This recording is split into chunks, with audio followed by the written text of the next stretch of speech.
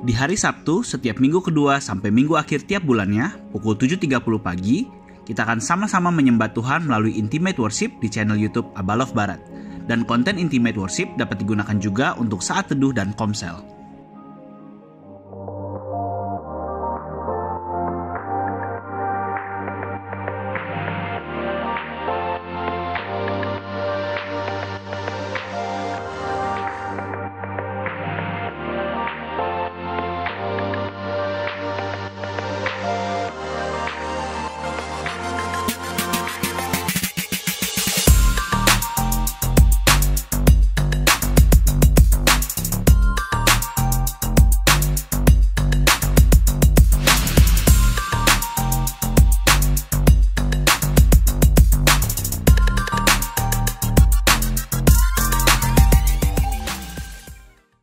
Selamat pagi bagi seluruh jemaat yang dikasihi Tuhan. Selamat Hari Paskah, Happy Passover for every one of us. Kita bersyukur karena hari ini kita mengingat kembali akan karya penebusan Kristus, bahkan kebangkitannya yang luar biasa di dalam setiap kehidupan kita. Saudara, saya percaya bahwa Tuhan rindu untuk kita mengerti benar tentang apa yang Dia sudah kerjakan di dalam kehidupan kita.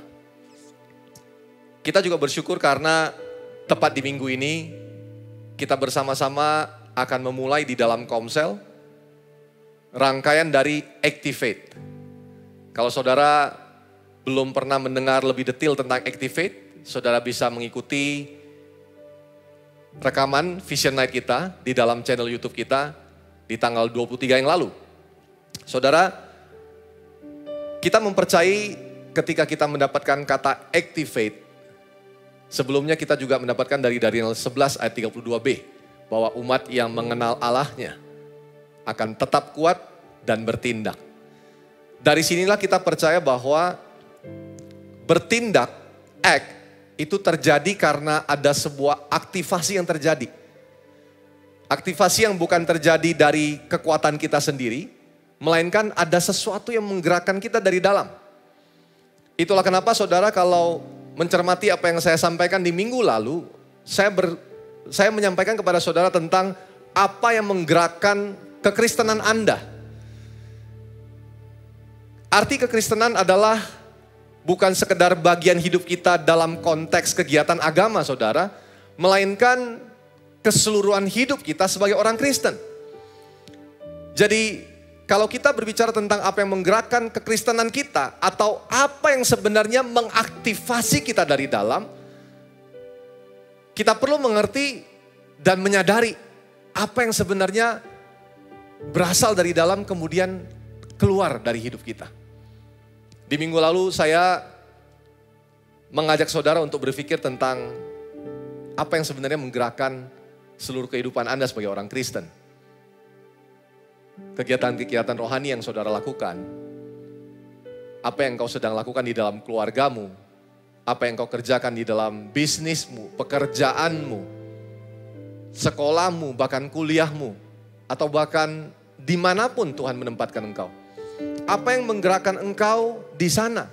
Apakah keinginanmu sendiri untuk mendapatkan sesuatu ketika engkau melakukan kegiatan rohani, ketika engkau berbisnis, bekerja, dan lainnya? Apa karena ada sebuah visi pribadi yang kau miliki, atau karena ambisimu untuk mencapai hal tertentu? Saudara, kita belajar bersama di minggu lalu bahwa yang seharusnya menggerakkan seluruh kehidupan kita sebagai orang Kristen adalah Injil. Kabar baik tentang Yesus yang adalah Tuhan. Dia rela turun ke dunia menjadi manusia, mati di atas kayu salib untuk menanggung dosa saudara dan saya karena pelanggaran-pelanggaran kita, dan karena Dia bangkit semua dalam proses itu karena pembenaran kita. Saudara, seharusnya hidup kita digerakkan oleh kabar baik ini, oleh Injil ini. Namun banyak orang Kristen saudara tahu arti kata Injil, tahu saudara, tapi tidak banyak atau mungkin mereka belum memahami dan mengalami makna yang sesungguhnya tentang Injil. Ketika kita tidak benar-benar memahami makna yang sesungguhnya dari Injil itu sendiri, maka bisa saja kita bergerak hari ini bukan karena yang menggerakkan kita dari dalam, tapi mungkin karena faktor dari luar. Aturan yang dibuat karena ada mimpi-mimpi yang ditaruh oleh orang lain. Jadi saudara, hari ini kita mau belajar lebih dalam. Apa yang sebenarnya Yesus lakukan dalam hidup kita? Apa yang terjadi di atas kayu salib sana? Apa yang terjadi ketika dia bangkit? Apa yang sebenarnya terjadi ketika Tuhan melakukan semua itu? Makanya judul khotbah saya hari ini saya beri judul Pertukaran Sempurna untuk Sebuah Hubungan. Saya mau mengajak kita membaca bersama-sama di dalam Roma pasal yang keempat, ayat yang pertama sampai dengan ayat yang ke-25. Kita akan melihat bagaimana tulisan Paulus kepada jemaat Roma menjelaskan dengan begitu detail tentang esensi Injil. Roma 4 ayat yang pertama, jadi apakah akan kita katakan tentang Abraham, bapa leluhur jasmani kita? Sebab jikalau Abraham dibenarkan karena perbuatannya, maka ia beroleh dasar untuk bermegah, tapi tidak di hadapan Allah. Perhatikan kalimat itu. Sebab jikalau Abraham dibenarkan karena perbuatannya, maka ia beroleh dasar untuk bermegah, tapi tidak di hadapan Allah. Sebab apakah dikatakan nas kitab suci, lalu percayalah Abraham kepada Tuhan, dan Tuhan memperhitungkan hal itu kepadanya sebagai kebenaran. Kalau ada orang yang bekerja, upahnya tidak diperhitungkan sebagai hadiah, tetapi sebagai haknya. Ya, namanya orang bekerja saudara, upah yang diterima oleh orang yang bekerja karena dia sudah melakukan sesuatu, maka upah itu bukan hadiah, bukan kasih karunia, melainkan memang haknya. Tapi kalau ada orang yang tidak bekerja, namun percaya kepada dia yang membenarkan orang durhaka, imannya diperhitungkan menjadi kebenaran.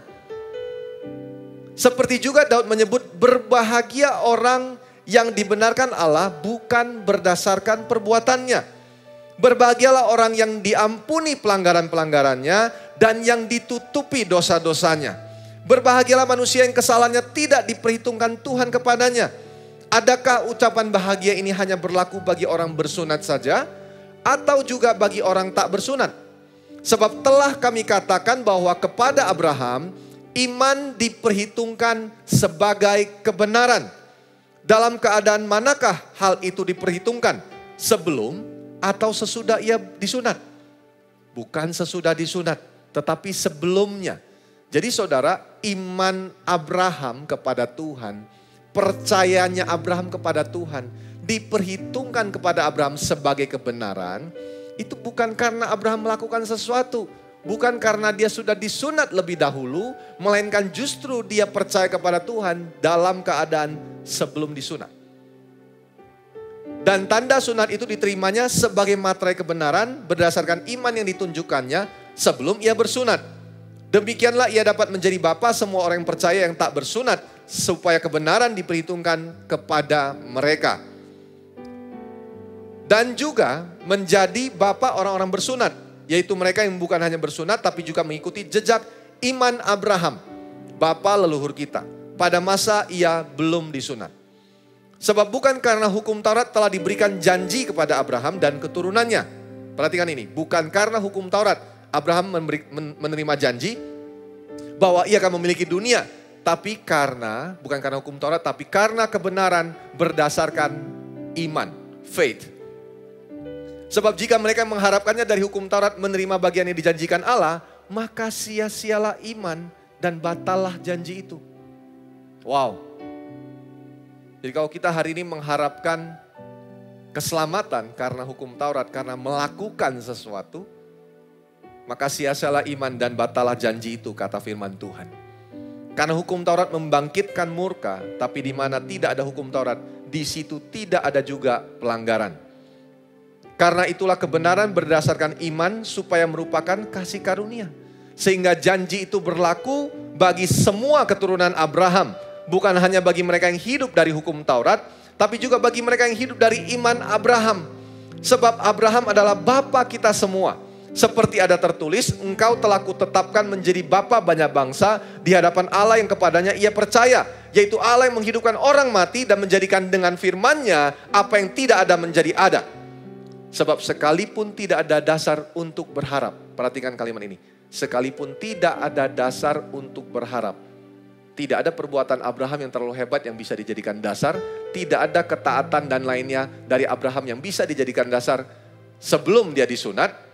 Namun Abraham percaya, ya, dikatakan dalam firman Tuhan, sebab sekalipun tidak ada dasar untuk berharap, namun Abraham berharap juga dan percaya bahwa ia akan menjadi bapa banyak bangsa. Menurut yang telah difirmankan, demikianlah banyaknya nanti keturunanmu.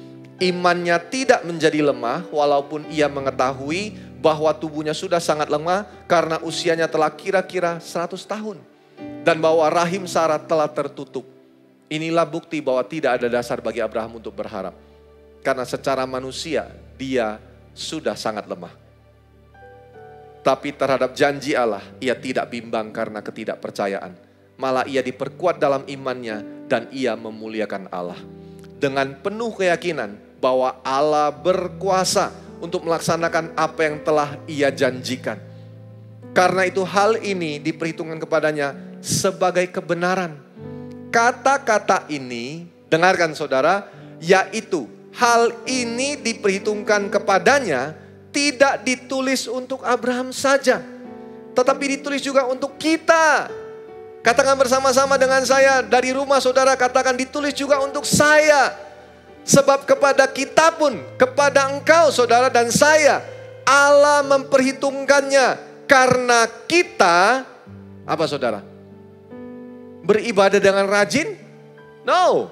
Karena kita berdoa 6 jam satu hari? Tidak. Karena kita melayani dengan sekuat tenaga dan berkorban seluruh waktu kita? Bukan saudara. Tapi karena kita percaya kepada Dia yang telah membangkitkan Yesus Tuhan kita dari antara orang mati. Yaitu Yesus yang telah diserahkan karena pelanggaran kita dan dibangkitkan karena pembenaran kita. Saudara, ayat yang terakhir yang ke-25, yaitu Yesus yang diserahkan karena pelanggaran saudara dan saya, dan dibangkitkan karena pembenaran saudara dan saya. Inilah yang disebut dengan pertukaran sempurna. Saudara, inilah yang Tuhan kita lakukan. Dia menukarkan kemuliaan dengan diri kita yang penuh dengan dosa. Saudara mungkin berpikir, apakah kata pertukaran sempurna tepat untuk dipakai untuk ayat yang terakhir ini? Karena dalam pikiran manusia saudara, pertukaran yang sempurna itu harus equal, sama bobotnya. Ketika saya mau membeli sesuatu yang mahal, saya perlu menggantinya juga dengan sesuatu yang berharga. Betul ya saudara ya? Jadi tidak mungkin bisa saya menukarkan barang saya, dan saya tidak akan mau menukarkan barang saya yang berharga dengan sesuatu yang sifatnya jahat atau sampah saudara. Tapi inilah hebatnya Tuhan kita. Inilah kenapa kalau kita menyadari betul esensi tentang pengorbanan Yesus, esensi dari pertukaran yang sempurna ini, maka inilah yang akan menggerakkan seluruh kehidupan kita sebagai orang Kristen. Inilah pertukaran yang sempurna, bahwa Yesus diserahkan karena pelanggaran saudara dan saya, dan Dia dibangkitkan karena pembenaran kita. Saya akan menggali lebih dalam supaya kita lebih mengerti. Karena memang perjalanan kekristenan kita bicara tentang pengenalan kita akan Kristus. Kita perlu semakin mengerti apa yang ditulis di dalam firman Tuhan, di dalam Alkitab. Dan dengar saudara, Alkitab yang tertulis bukan tentang saudara, tapi tentang Kristus. Alkitab yang ditulis tentang Kristus, ditulisnya untuk saudara. Supaya saudara mengerti siapa Dia yang sesungguhnya. Apa yang Dia sudah kerjakan. Sehingga ketika saudara mengerti siapa Dia, apa yang Dia sudah selesaikan, saudara akan bergerak dari dalammu, akan mengalir aliran-aliran air hidup yang akan terus memancar sampai kehidupan kekal. Itulah perjalanan kita sebagai orang Kristen. Saya akan membahas lebih dalam kedua kalimat tadi, yaitu Yesus yang telah, pertama, diserahkan karena pelanggaran kita. Apa maksudnya diserahkan karena pelanggaran kita? Membaca kalimat ini terlihat atau terdengar sederhana, namun kalau kita lihat lebih dalam, kita akan menemukan hal yang sangat luar biasa. Galatia 3, saya akan kembali memulainya justru dari ayat yang pertama, supaya saudara semakin mengerti kenapa Yesus melakukan semua itu untuk kita. Galatia 3 ayat yang pertama sampai dengan ayat yang ke-14. Kalimat ini dimulainya dengan kurang enak saudara ya. Hai orang-orang Galatia yang bodoh. Siapakah yang telah mempesona kamu? Bukankah Yesus Kristus yang disalibkan itu telah dilukiskan dengan terang di depanmu? Hanya ini yang hendak ku ketahui daripada kamu. Adakah kamu telah menerima roh karena melakukan hukum Taurat? Atau karena percaya kepada pemberitaan Injil? Jadi Paulus menegaskan kepada jemaat di Galatia, apakah mereka menerima Roh Kudus dalam hidup mereka karena melakukan sesuatu, melakukan hukum Taurat, atau justru karena percaya pada pemberitaan Injil? Ayat yang ketiga, adakah kamu sebodoh itu? Kamu telah mulai dengan roh, maukah kamu sekarang mengakhirinya di dalam daging? Nah, saya ingin menjelaskan di bagian ini sebentar, saudara. Saudara, kalimat ini saudara perlu mengerti bersama. Harus ditafsirkan dan dipelajari sesuai konteks, saudara. Ketika Paulus berkata kamu telah mulai dengan roh, maukah kamu sekarang mengakhirinya di dalam daging? Maknanya bukan gini. Bukan ketika kamu sudah memulai dengan roh waktu percaya kepada Yesus, apakah kamu mau mengakhiri dalam dosa? Bukan, saudara. Mengakhiri dalam daging di sini esensinya, konteksnya adalah Paulus berkata kepada jemaat di Galatia karena mereka sibuk dengan aturan-aturan yang mereka buat di dalam kehidupan mereka, perjalanan mereka mengikut jalan Tuhan. Bahkan mereka ribut dengan soal bersunat dan tidak bersunat. Inilah yang kemudian Paulus tegaskan kepada mereka. Apa yang saudara lakukan dalam daging, itulah yang dimaksud dengan usaha-usaha manusia untuk memperoleh sesuatu. Nah saudara, di dalam perjalanan sebagai orang percaya, seringkali kita miss out the point. Kita salah memahami apa yang menjadi maksud Injil yang sebenarnya. Kita berpikir bahwa Injil itu adalah awal saja perjalanan kita. Jadi maksudnya Injil itu adalah awal saja. Oh, percaya Yesus, ya itu di awal. Tapi dalam perjalanan, ya saya harus melakukan A, B, C, dan D untuk masuk surga, dapat keselamatan. No. Injil adalah berita keselamatan yang akan memimpin hidup saudara bertolak dari iman kepada iman. Dan ini akan terus menemani hidup saudara bersama dengan saudara sampai akhir. Karena Injil lah, karena Yesus lah saudara diselamatkan. Pemahaman ini harus kita miliki bersama. Makanya Paulus berkata begini, kamu sudah mulai di dalam roh. Masakan kamu mau mengakhiri dalam daging? Mengakhiri dalam daging maksud ini, kamu mau menggunakan kekuatanmu untuk selamat. Paulus berkata, adakah kamu sebodoh itu? Wow.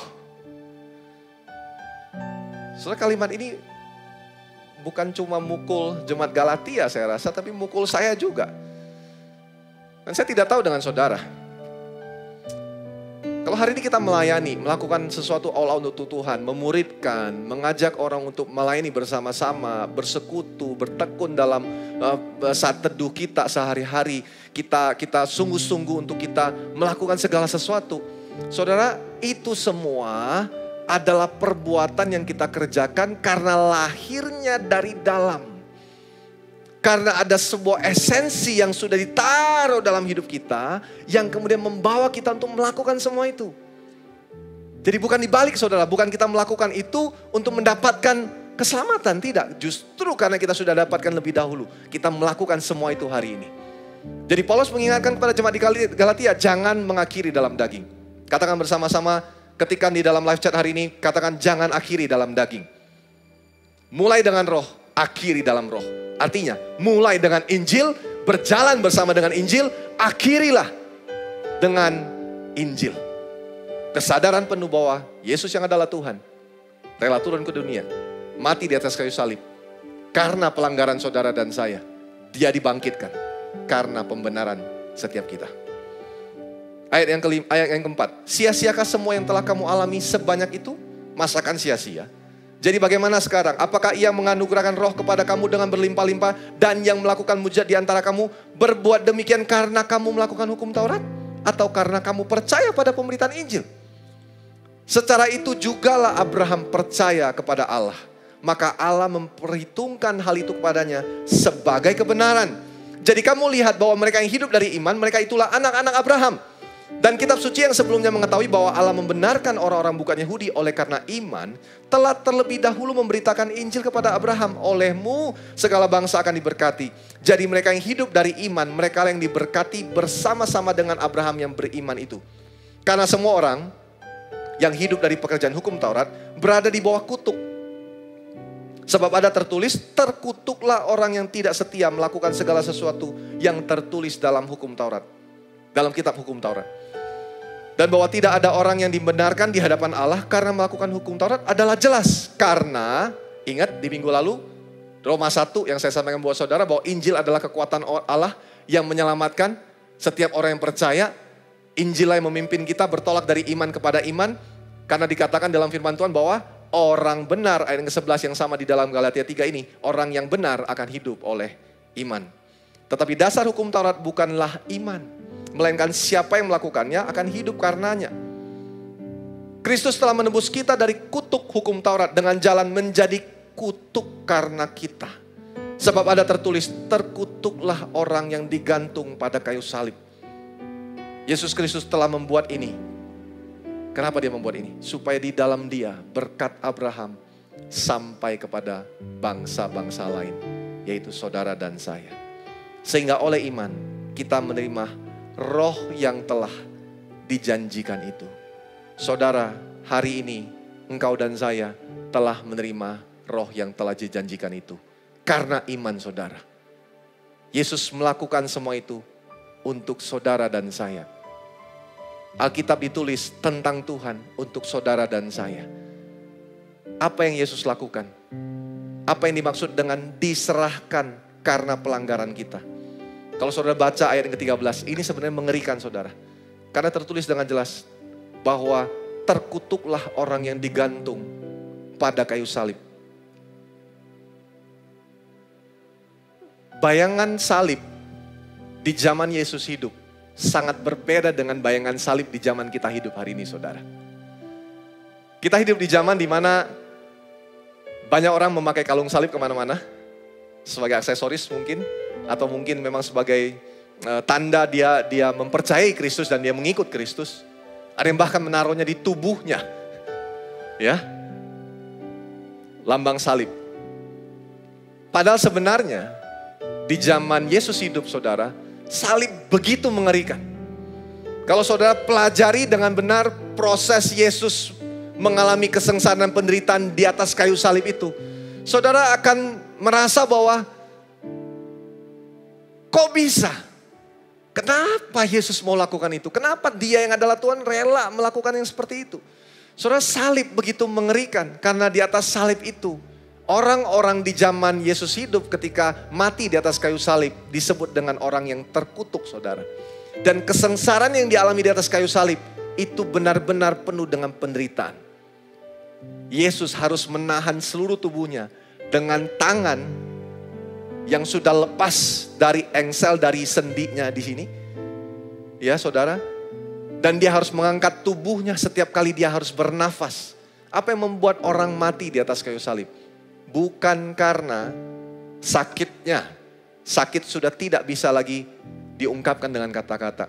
Tapi karena semakin lama penderitaan itu terjadi, semakin sulit untuk dia mengangkat tubuhnya dan bernafas. Maka saudara, kita membaca bahwa di dalam proses Yesus disalib, orang-orang di sampingnya dipukul kaki bawahnya ketika disalib supaya patah. Dan ketika sudah patah tidak mungkin lagi mengangkat tubuhnya. Dan orang itu pasti mati. Tidak mampu bernafas karena tenggelam di dalam darahnya sendiri. Mengerikan. Bayangkan itu saudara.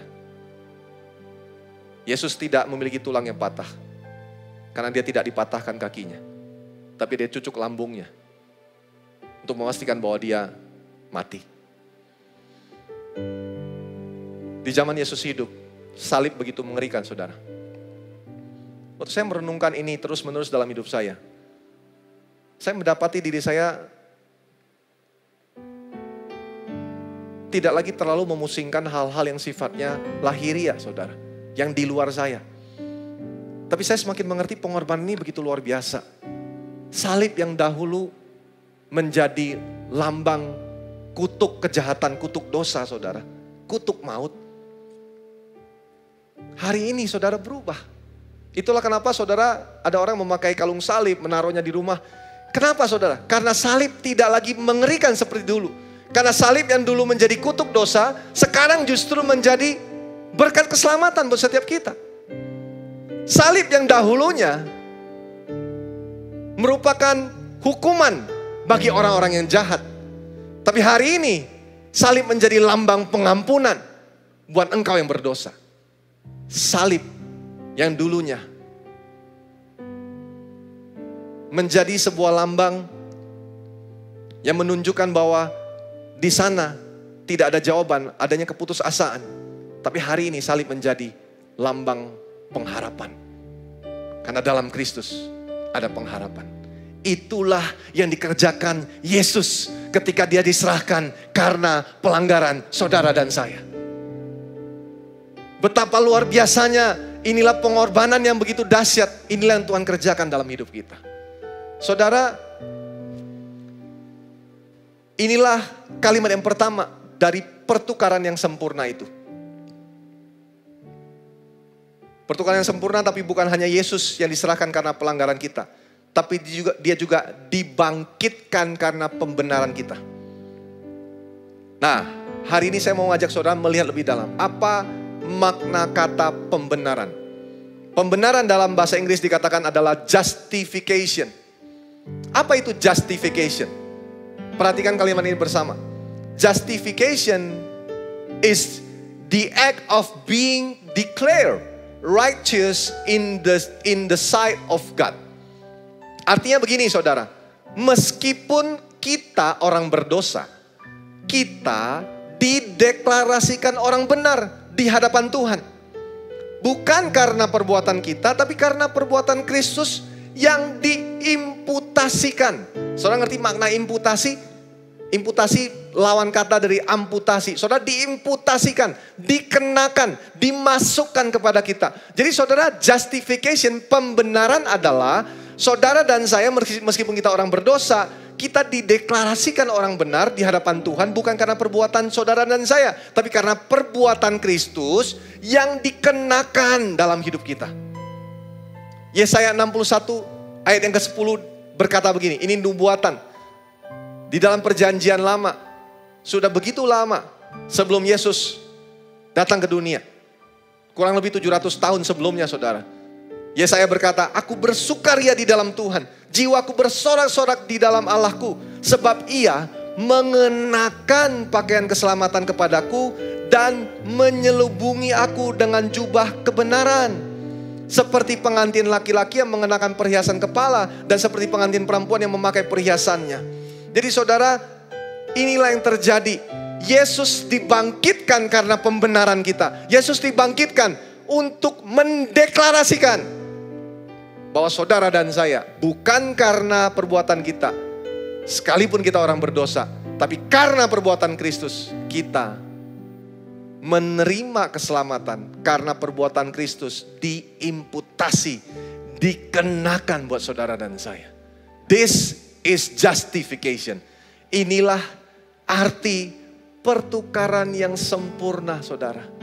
Yesus mengorbankan hidupnya karena pelanggaran saudara dan saya. Tapi dia bangkit. Hari ini hari Minggu kita mengingat kebangkitan dia. This is Passover. Inilah Paskah. Dia bangkit karena pembenaran saudara dan saya. Kita bukan lagi orang berdosa di hadapan Allah. Kita adalah orang benar. Dengan status inilah saudara akan berjalan di dalam kekristenanmu. Saya akan akhiri tutup dengan hal-hal yang saudara bisa hidupi sehari-hari. Jadi untuk apa semua pertukaran ini saudara? 1 Korintus 15 ayat 20 sampai 22 berkata begini. Tetapi yang benar ialah bahwa Kristus telah dibangkitkan dari antara orang mati sebagai yang sulung dari orang-orang yang telah meninggal. Sebab sama seperti maut datang karena satu orang manusia, demikian juga kebangkitan orang mati datang karena satu orang manusia. Ayat 22, perhatikan ini bersama saudara. Karena sama seperti semua orang mati dalam persekutuan dengan Adam. Perhatikan ini. Ada kalimat orang mati dalam persekutuan, dalam hubungan dengan Adam, dengan dosa. Demikian pula semua orang akan dihidupkan kembali dalam apa? Persekutuan dengan Kristus. Saudara, inilah tujuan dari pertukaran yang sempurna itu. Pertukaran sempurna untuk sebuah hubungan. Ketika saudara hari ini mengalami pembenaran di dalam Kristus. Ketika saudara mengalami penebusan karena Kristus sudah menebus saudara. Yang terjadi adalah hubungan kita dengan Bapa di sorga, dengan Tuhan dipulihkan. Kita dibawa kembali dalam persekutuan dengan Kristus. Jadi inilah pertukaran sempurna untuk sebuah hubungan. Nah saudara, bagaimana saudara membawa keseluruhan kebenaran ini yang hari ini saya sampaikan untuk hidupmu sehari-hari?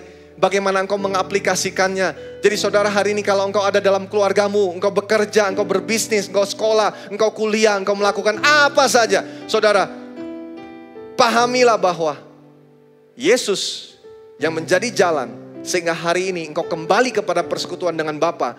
Dan persekutuan inilah yang engkau bawa dalam hidupmu sehari-hari dimanapun Tuhan menempatkan engkau. Inilah yang akan menggerakkan engkau terus. Dan engkau tidak akan pernah berhenti bercerita tentang Tuhan. Karena engkau menyadari begitu hebat dan kuasanya yang luar biasa dalam hidupmu. Hubungan dengan Tuhan akan melahirkan sesuatu dalam hidup saudara.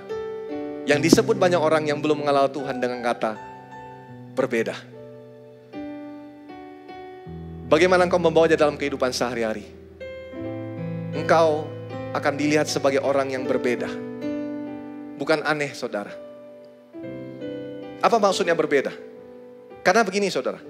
Ketika Yesus berkata kepada perempuan Samaria waktu dia bertemu di dalam Yohanes 4. Dia berkata begini, ayat yang ke-14. Tetapi barang siapa minum air yang kuberikan kepadanya, ia tidak akan haus untuk selama-lamanya. Sebaliknya air yang kuberikan kepadanya akan menjadi mata air di dalam dirinya yang terus memancar sampai kepada kehidupan yang kekal.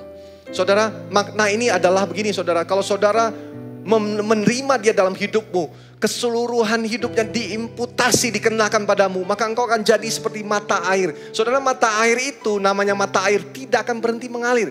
Dan dikatakan dalam firman Tuhan akan terus memancar. Saudara, mata air yang ada di dalam dirimu itu tidak bisa dibohongi, tidak bisa ditutup-tutupi. Itu pasti mengalir. Kalau ada Kristus di sana pasti mengalir. Kalau ada pengalaman, ada hubungan, pasti mengalir. Orang akan melihatnya berbeda. Mereka akan berkata begini, kok bisa ya? Dia mengalami kesusahan, tapi kok dia bisa bersuka cita? Dan sukacitanya gak palsu. Sukacitanya real. Berasa kepada orang-orang di sekelilingmu. Kok bisa ya? Dia sebenarnya sedang kekurangan atau hidupnya masih pas-pasan. Tapi kok bisa dia mau memberi? Soalnya itu karena ada air yang hidup yang mengalir dalam hidupmu. Kok dia dijahati tapi dia bisa mengampuni ya? Karena air hidup itu mengalir. Dan akan terus memancar sampai kehidupan kekal. Bawalah ini dimanapun engkau berada. Sehingga waktu engkau melayani, kau tidak lagi mencari penghargaan manusia. Karena engkau tahu, kau melayani, dari dalam ini ada air hidup yang mengalir. Kau menyanyi, engkau menyembah, engkau melakukan segala sesuatu. Baik itu kegiatan agamawi atau mungkin, baik itu kegiatan dalam agama yang kau jalankan. Artinya dalam kekristenanmu atau bisnismu, pekerjaanmu, apapun itu. Saudara akan berjalan bersama dengan Kristus. Hubungan itu engkau akan bawa. Dan itu akan terus mengalir, memancar sampai kehidupan yang kekal. Amin saudara. Kita akan memasuki perjalanan Activate kita sepanjang 8 bulan. Saya berdoa, Supaya saudara menyadari bahwa inilah esensi, yaitu Injil yang activate you, yang sudah mengaktifasi saudara, menggerakkan saudara. Sehingga mulai saat ini sampai seterusnya engkau akan bergerak. Bercerita tentang Yesus kepada banyak orang, memenangkan jiwa, berdoa buat orang yang membutuhkan, melayani orang-orang yang memang perlu dilayani, membebaskan orang-orang yang terikat, melakukan apapun juga dimanapun Tuhan menempatkan engkau. Karena inilah yang menggerakkan engkau.